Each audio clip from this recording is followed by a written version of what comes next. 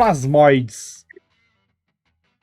Cara, os plasmoides foram a criação da Wizards para personagens jogáveis do tipo Gosma. Então, no Spelljammer, eles criaram os plasmoides, que são Gosmas que podem ser jogáveis. Ela tem o poder de montar um PNG. E aí ela adquire esse formato humanoide, se quiser, mas ela tem também todas as características de Limo, né? De Gosma, de ser imune à doença, passar por treco de 1 polegada, tudo aquilo que a gente já falou aqui. E ele aí, obviamente, vai ter classes, progressão, etc. O problema do plasmoide, assim como o problema de praticamente tudo em Spelljammer, é que ele ficou meio marromeno, assim, né? Tipo assim, ó, toma aí, galera, faz o que vocês quiserem com eles. Faz o que você quiser com o Spelljammer aí. Vamos lançar só mais ou menos as ideias principais aí, o resto vocês completam, assim como os filmes do Glauber Rocha. Então, ele não tem muita informação a respeito dele.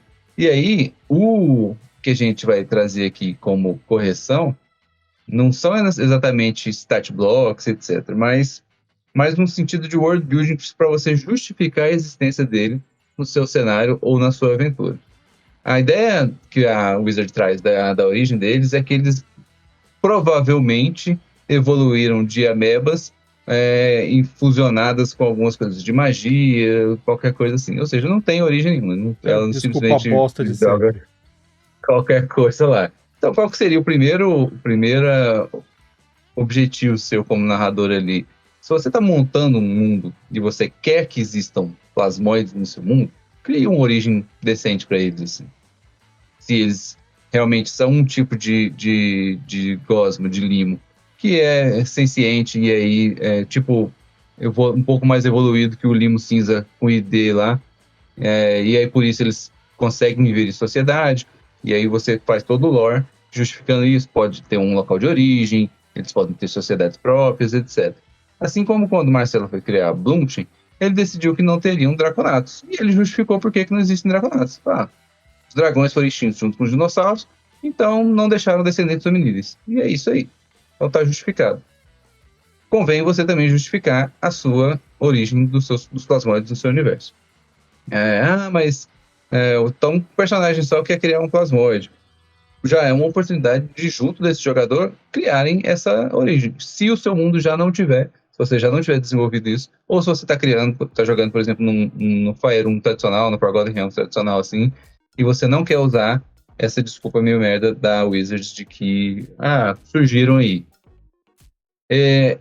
Eu acredito também que uma sociedade, aí a partir do momento que você for criar um local de origem para eles, a história deles, uma sociedade plasmoide provavelmente não viveria numa forma hominídea constante. Muito provavelmente eles só existiriam na forma natural, que é aquela geleca ali, porque não tem porquê. Eles devem ter uma maneira própria de se comunicar que não envolva sons também, porque o plasmoide ele pode emitir sons de acordo com a descrição dele lá oficial, mas eu acredito que ele, na forma plasmoide dele, teria uma outra forma de comunicação, seria por feromônio, por algum outro tipo de coisa assim, então Que seria fica passando os tentáculos no outro assim, ó. Mas às vezes você precisa conversar de distante, né? Então não dá tempo, não dá pra você ficar tocando, assim.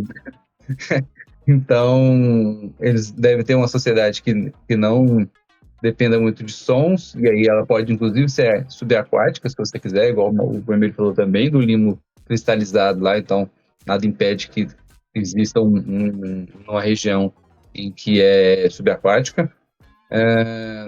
O D&D criou essa necessidade hominídea dele, essa forma hominídea dele, para ele se enquadrar nas regras dele não precisar mudar nada, né? Tipo, não, tem armadura, eu não vou criar uma armadura específica para uma geleca. É a forma de um ser humano normal médio, então ele usa a mesma armadura lá.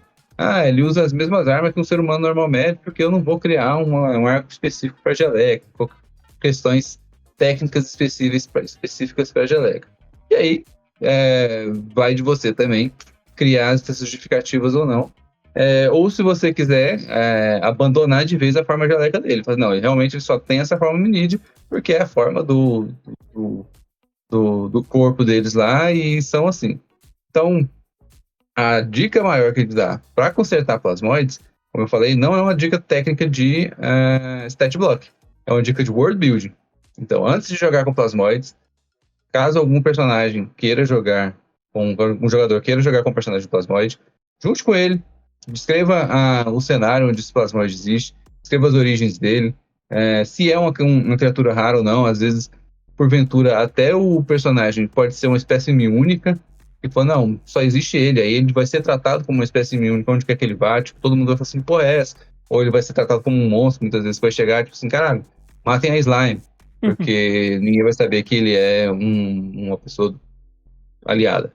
Então, junta com o jogador, ou cria, quando você for criar seu mundo, já faça a justificativa de que, não, plasmoides vieram de tal lugar, eles vivem assim, possuem características assim, assim, assim na sociedade dele, ou simplesmente falar assim, ó, não, no meu mundo não tem plasmoide, porque eu acho isso uma piada sem graça.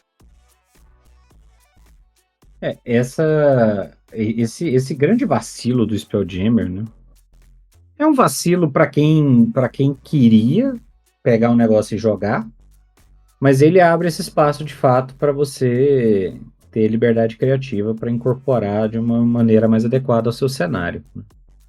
Então, se você quiser incorporar os Haduz, o GIF e tal, o Haduz dá para incorporar, mas realmente em várias ressalvas aí, Com aproveitando as erratas. alteração também de lore e tudo mais. As erratas que foram publicadas posteriormente. Eu, por exemplo, eu incorporei Haduz no cenário da Federação, mas é porque eu tenho várias espécies antropomorfizadas, de animais antropomorfizados. Então eles são só mais um e não tem a parte do lore escrito nos anos 80 que ninguém se deu ao trabalho de revisar antes de publicar o Spelljammer novo. Eu gosto disso, eu gosto da ideia de você ajustar, porque sem esse ajuste realmente é tipo, sei lá, não, e se a gente jogasse com uma geleca, sabe? Tipo, não tem uma explicação, não tem uma lógica. E, cara, não é tão difícil de você fazer essa adaptação. Tanto você fazer o lore pro world building. Eu pessoalmente não acho difícil. Às vezes, talvez seja para as pessoas. Mas do ponto de vista mecânico, se você quiser fazer ajustes e quiser incorporar, tem manual, sabe? Tipo, no livro do mestre tem te ensinar como fazer espécie, você pode usar uma espécie pronta como referência, tem fácil de fazer. Tipo, que língua ele fala, como é que ele fala, se eu der uma característica específica, se eu der um movimento específico para ele, se eu der capacidade de telepatia, não sei o que muda isso? Que antigamente era o que ajustava no famoso ajuste de nível.